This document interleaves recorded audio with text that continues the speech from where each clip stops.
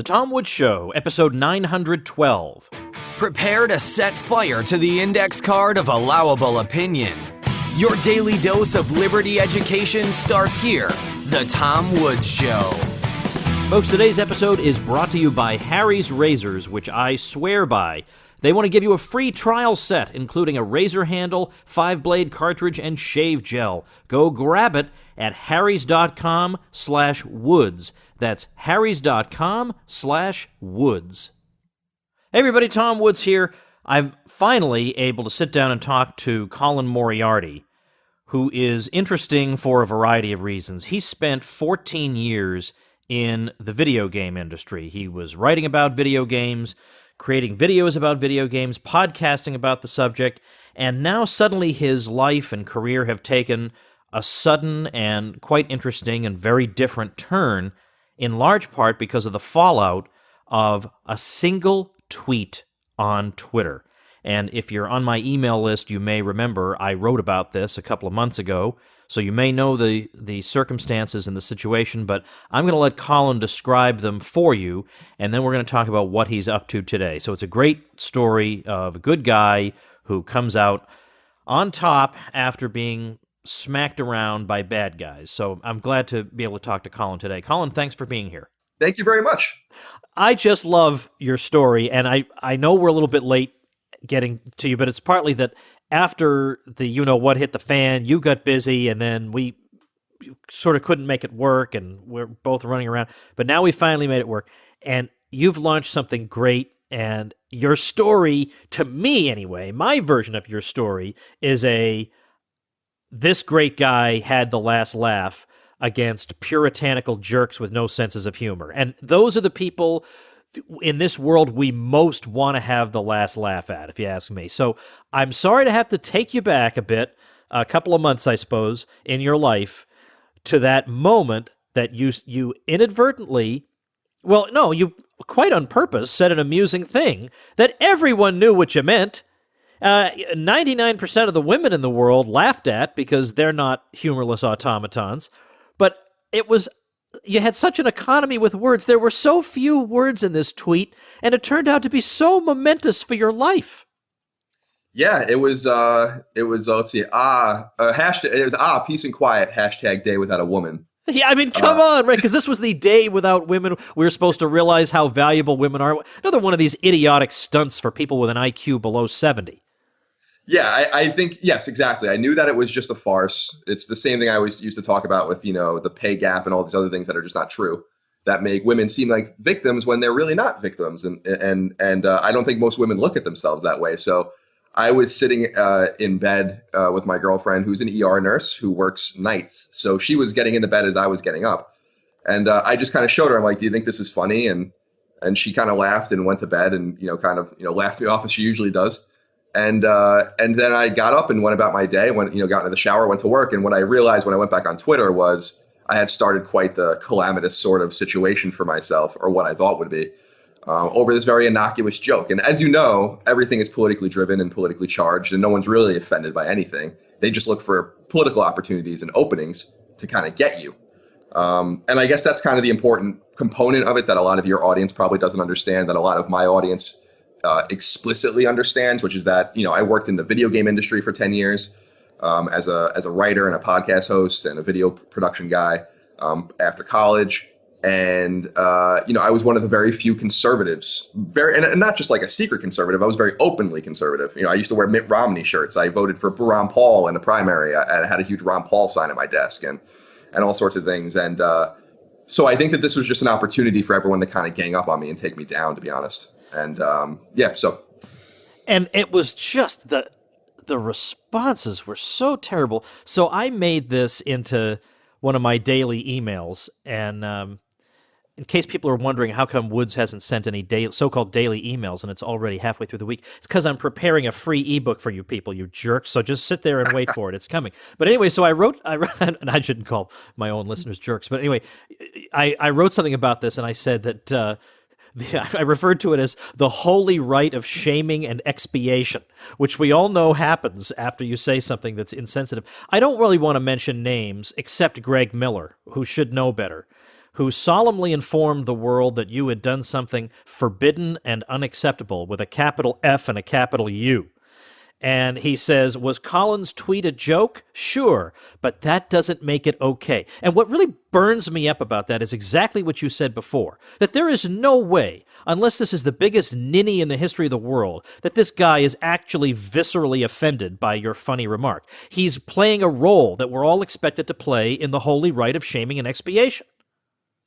Yeah, and the sad thing is that Greg and I go way back and had been partners and very good friends and actually roommates for a really long time. And I wish him well on his endeavors and his life, whatever. But this certainly was at the nexus of our own kind of unraveling, I guess, personally, which is something I'm sad about. But I at the same time, I didn't. It's to your point. I didn't want to play that game anymore, and I respect that they wanted to respond that way, and I respect that he wanted to respond that way. And I actually read the letter before he posted it, and even edited some of it because I didn't think it was making his point clearly enough.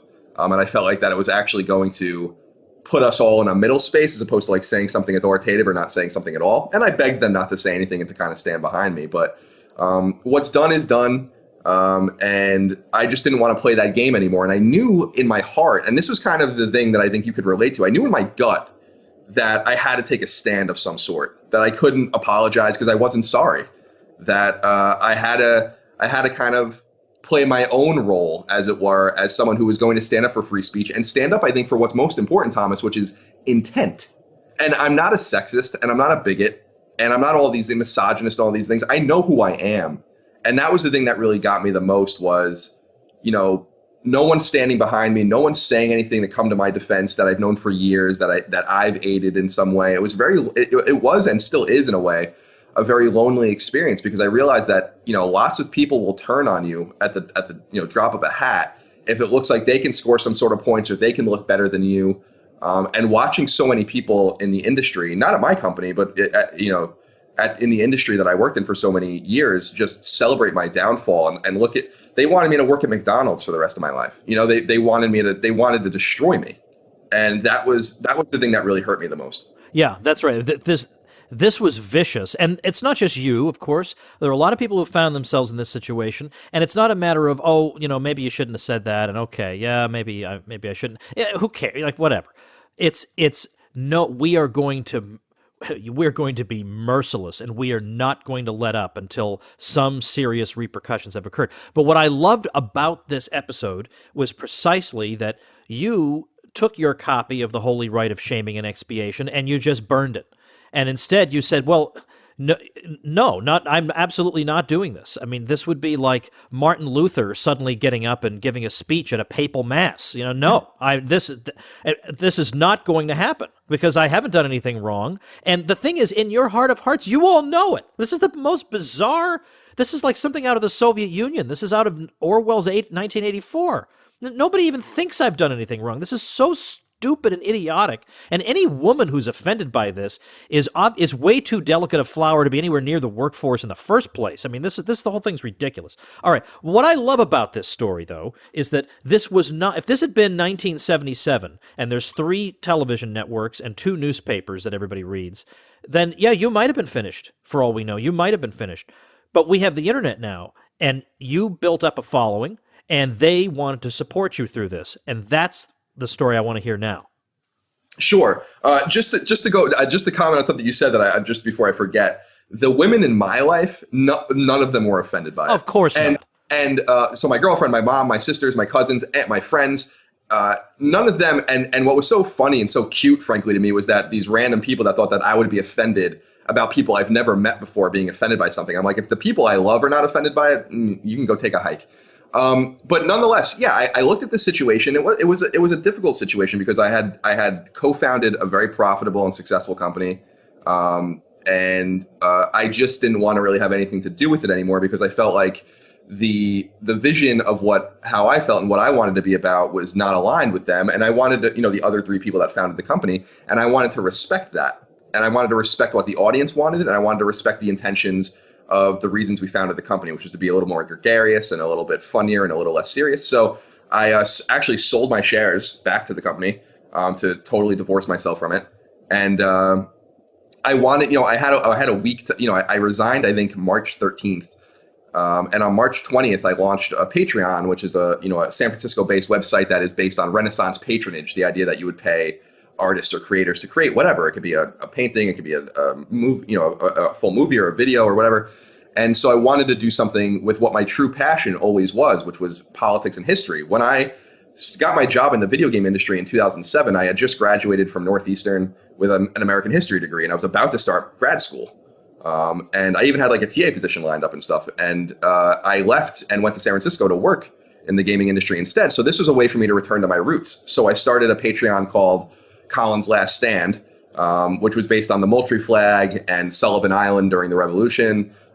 This idea that I'm going to make a stand for reason and for knowledge and for education. And I just wanted to make some modest videos on politics and history. And I expected to make, my wildest dream was to make $10,000 a month on Patreon. And after about a week, I was at $42,000 a month because people, I think, were speaking very loudly and very clearly about what they wanted out of me. And they also wanted to make a stand against this political correctness and this public shaming, witch hunting that's going on that I think is so destructive and so miserable.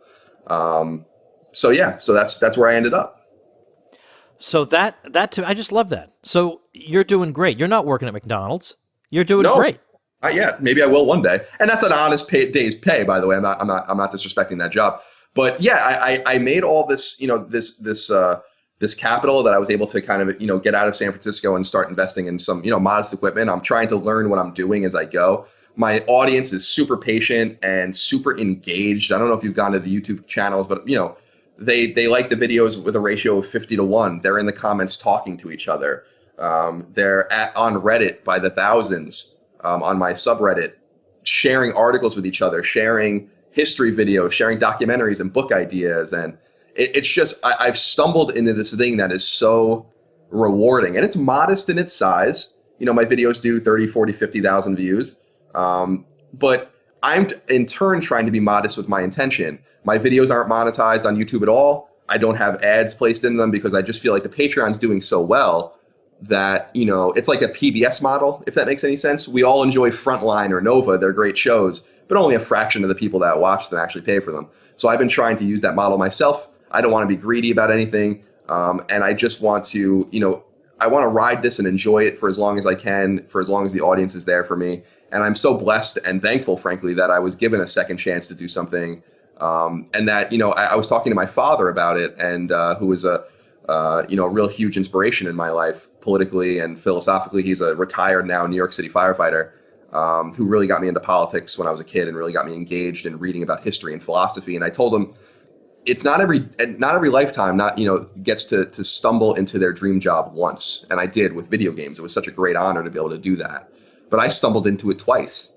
And that's not lost on me. And I'm so blessed in that sense. That's funny. I feel exactly the same way. All right. I want to ask you some ideological questions because your Twitter handle is quite interesting and perhaps revealing. So we'll get back to that after we thank our sponsor. Folks, I am here not just to educate, but also to improve your life in innumerable ways. And one ingredient in a happy life has to be a non-bloody face. In fact, now that I think about it, I can't think of any happy lives that involve bloody faces. Come on now, man. One of the things you want is a comfortable, close shave that makes you look great. That doesn't make you look like a caveman who found some kind of sharp thing on the ground and rubbed it against his face. So that's why I'm very happy to share with you my excellent experiences with Harry's razors. I get close shaves, non-bloody shaves, and I am a happy man. And look, Harry's is making it easy on listeners of this show to get started, because they're going to send you a free trial set. That's a 13-smacker value. So get cracking today. Claim that free trial offer over at harrys.com/woods. That's a razor handle, 5-blade cartridge, and shave gel. harrys.com/woods, and grab it. All right, I want to talk about the content of some of these videos, but I want to, as our anchor, start with, tell me what I guess that's a Twitter handle. What is your Twitter handle? It's no taxation. No taxation, which is an unusual Twitter handle.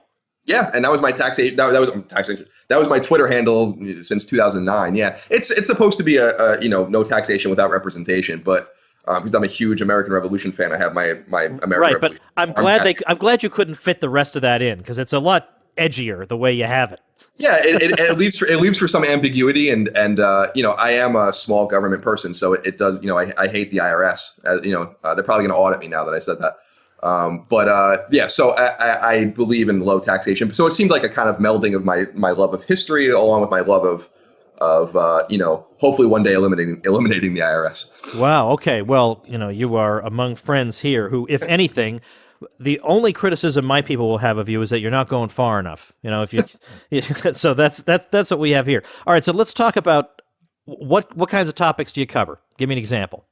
Sure. So it was funny. I don't know if it was the right move or the wrong move, but I wanted to open the series with something that was super obscure and weird and kind of set the tenor for some of the more obscure or strange topics that I wanted to bring up. So the first video I ever did was 15 minutes on the Third Amendment, which is, you don't have to quarter soldiers in your house during times of war, and went into kind of the history of that in 17th century England and their mistrust of standing armies, and then into the experience of the revolutionaries after the French and Indian War, and kind of billeting soldiers and their fear of an overwhelming government.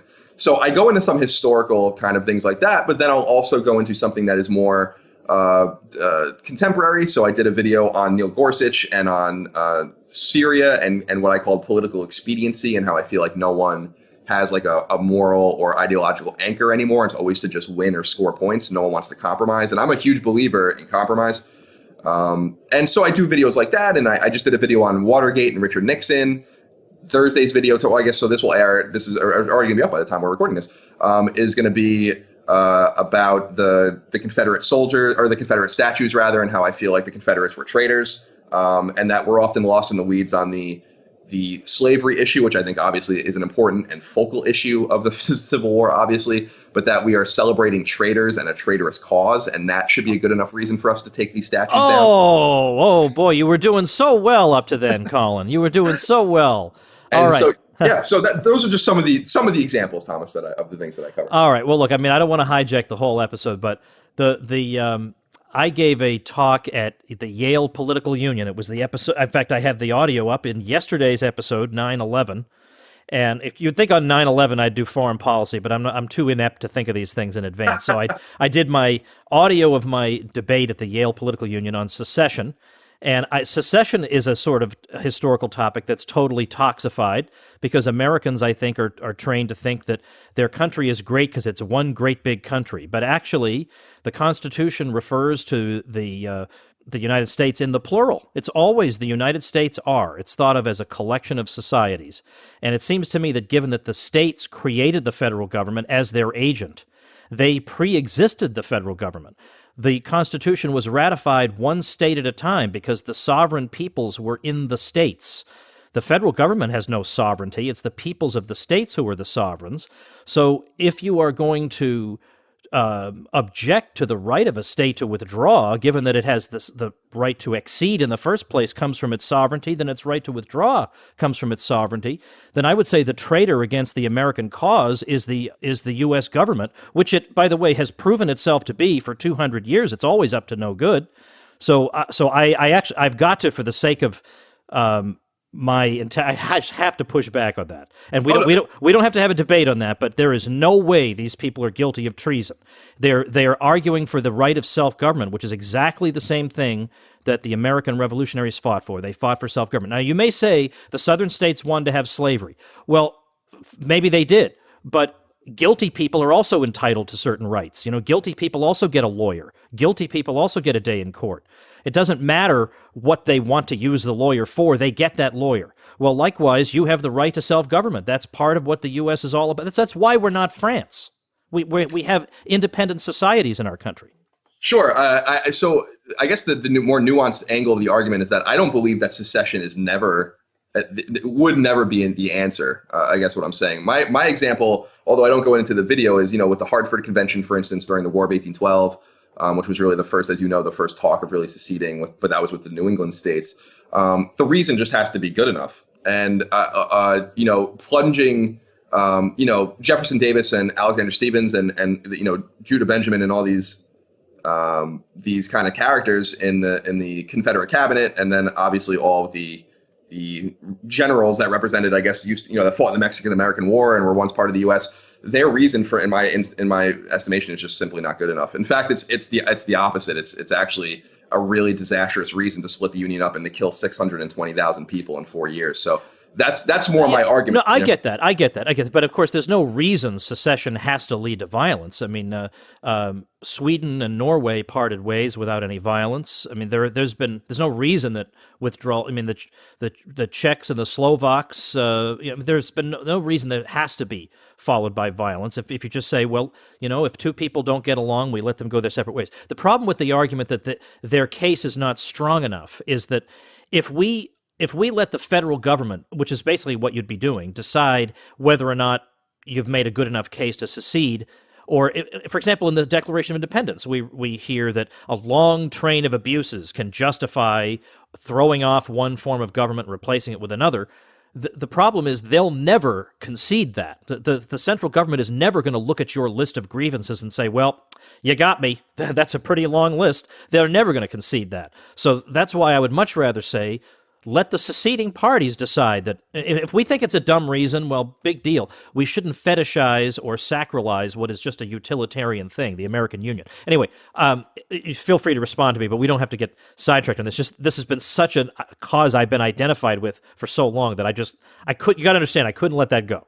Well, no, I totally understand. And I love history, like talking about history and debating history. It's like one of my favorite things in the world. So I have no problem with that. I don't want to get lost in the weeds either with you if you don't want to. All I'll say is that, the Confederates precipitated the violence at Fort Sumter, and they had no prayer of winning anyway. So I really don't know what the intention was. But you're right in the sense that there are underlying realities to that precipitated the war as well, including, King Cotton.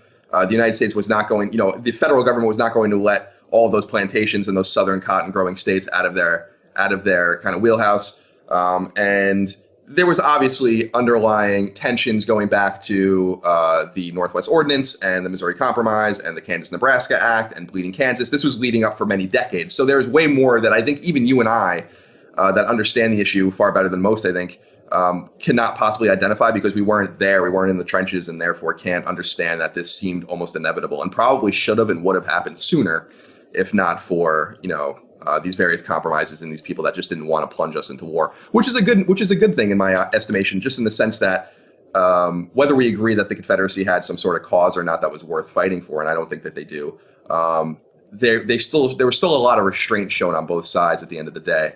A lot of people thought in the 1820s and 1830s that the country would break up. So, but anyway, we don't have to get lost in the weeds. It's probably boring for some of your audience anyway. Well, no, this is actually what they love. But what I actually want to ask you about, because this is what you were known for, is you were in the gaming industry for a long time, and I can't have you on and not talk about that.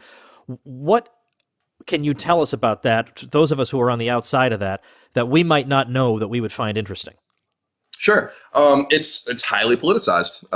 I think that so in the I started writing about video games when I was 14.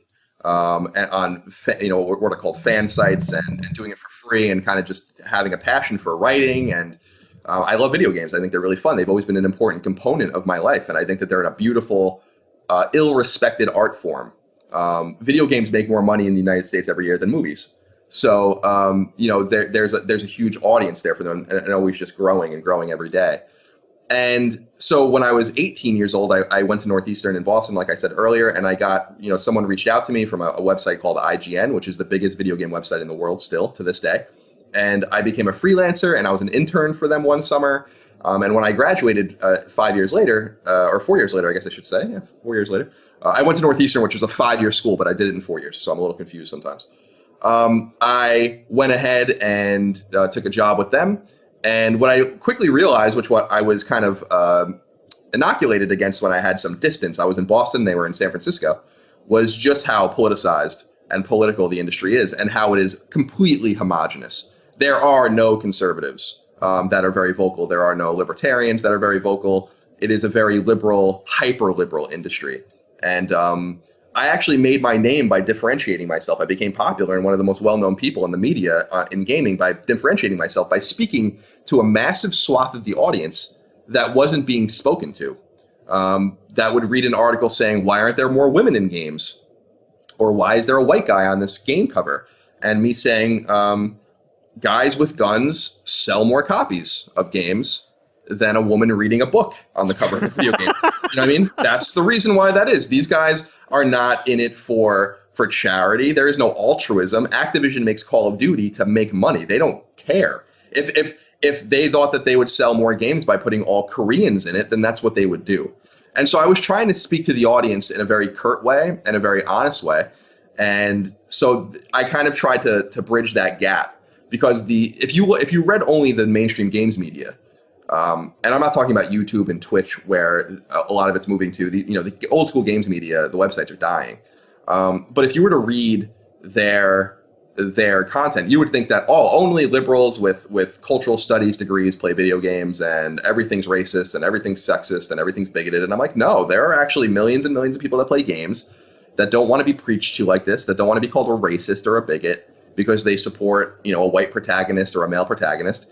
And so that's what I learned about the gaming industry over time, and tried to actively change, or at least put some diversity of thought out there. And I think it worked, because a lot of people latched onto my message. So you were saying before that you've had this unusual situation of twice being able to go into a career that you love, but do you look back wistfully on your time in video games? That's a pretty big door to close in your life. Honestly, I don't. I to be able to close it on my own terms was pretty awesome. And the way I put it was an awesome way to spend my 20s. I'm 32 now. I got to work at the biggest video game website in the world, uncontested biggest video game website in the world, read by tens of millions of people a month. Things I would write sometimes would get 500,000, 1 million, 1.5 million, not views, but uniques. And so it was amazing to have that kind of audience.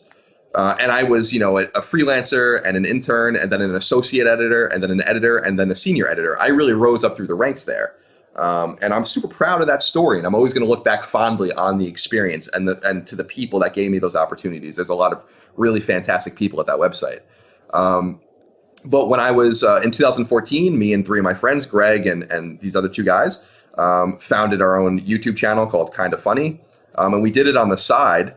And it was so successful that we quit our jobs. They asked us not to leave, but we left anyway, collectively. And we started our own thing. So I got to kind of close that door and open a new door in what we call new media in video games, which is kind of similar to what we're doing now, a podcast where, we're not on MSNBC right now because they're ultimately going to die. This is the future of political commentary, just as YouTube and Twitch is the future of video game commentary and video game coverage. And so I got to do that for about 2 years. And it was a really great experience, and to grow the company and make some money and really give content to people that folks enjoyed. And then I got to close that door on my own again and open a new door. And I just never expected that that this would be so well received and so fun for people to watch. And so I guess the answer to your question from an honest perspective is maybe I'd look back on it more wistfully if this didn't work out the way it did, But obviously opportunity arose, and I tried to seize it. All right, let's see what kind of a USP, a unique selling proposition you have. Because there are a lot of people who make videos. There are a lot of people who make videos that are right of center. There are people who make plain vanilla history videos. So what's the deal with Colin Moriarty's videos that I should want to watch them? Well, I think that the major selling point for me is not only the ideological perspective, but the somewhat unique ideological perspective. People have often told me that they don't really know how to categorize me or where to put me. People often describe me as a libertarian, but I don't think that's really accurate. I often describe myself as a conservative, but I don't think that's really accurate. So I don't think you ever really know what you're going to get. There are people that make videos on YouTube and make podcasts like yourself and do things, frankly, better than I do, more regularly than I'm able to do it, with more experience than I'm able to do it. But I think it comes from an honest point of reflection. And I think that that's really a huge selling point for the audience that has come along with me on this ride from my previous life, as it were. But I think that the bigger selling point for people that are newer to the content is simply that I think it's a diverse array of things to learn about. So I don't really have an agenda, if that makes any sense. Like I really just want to tell you how I feel. Some people took umbrage, for instance, with the fact that they expected that I might have been on the side of the free speech protesters at Berkeley. And I certainly believe in the message of unbridled free speech. I'm all about that. But the second it got violent, that was a huge problem for me. And the second that the free speech warriors got in on the violence, that was an even bigger problem for me. So when I uploaded a 30-minute rant about that, that took some people by surprise. They didn't expect that perspective, considering all I say and all I do. And so I just try to be honest. I try not to fit myself in any ideological boxes. I try to just be consistent with my own views, which are unbridled liberty when and where possible, which I think is everywhere, and a little bit of historical knowledge, because I really think everything that we say and do and feel now has some sort of historical basis that I think is very important, which is why, for instance, I did the Watergate video. That wasn't a coincidence. I did that Watergate video because everyone's talking about how Donald Trump and what's going on with him is very Nixonian. And so I simply said, here's what Nixon did. You make a decision. Do you think that this sounds like what Trump's doing? So I think that those are various selling points, but ultimately people should just go, if they want to, watch the videos and make a decision for themselves. It's certainly not going to be for everybody. And I accept that, by the way. Well, if people do want to follow you and find out what this is all about, where would they go? Sure. You can go to youtube.com/Colin's Last Stand. And like you said, I'm on Twitter all the time. So at No Taxation, you can always just follow the links that are there as well. I'm glad we got this done after we tried scheduling it repeatedly. You're like trying to get the president on the show, but we made this work. I appreciate that. I still haven't gotten the president on. That'll be my next one. But thanks so much, and best of luck to you. I'm thrilled you had the last laugh, and I'm so glad you're enjoying doing it. Thank you so much, Thomas. And I'm sorry that we had so much difficulty with that as well, but it was a real honor to be here, and keep up the good work. All right, everybody, that's going to do it for today. I have a brand new ebook. I just released it. It's called Your Facebook Friends Are Wrong About Healthcare, which indeed they are. Oh, are they ever wrong? As wrong as can possibly be. And now you have the information to hold your own against these folks. You can check out that ebook over at yourfriendsarewrong.com. Now, I cannot believe that domain was available. How do you get a domain name like yourfriendsarewrong.com? But I did it. So check it out there. I do have, when you download it, it's a PDF, but on page 2 of it, you'll find links if you would rather have a Kindle version or an EPUB version. And when I first released it the other day, there were a few little formatting glitches in those other versions. Those have been cleaned up now, so if you go and download them now, they'll be nice and fresh for you. Everything all squared away, no problem. So yourfriendsarewrong.com is the next thing for you to do, and I'll see you tomorrow. Become a smarter libertarian in just 30 minutes a day. Visit TomWoods.com to subscribe to the show for free, and we'll see you next time.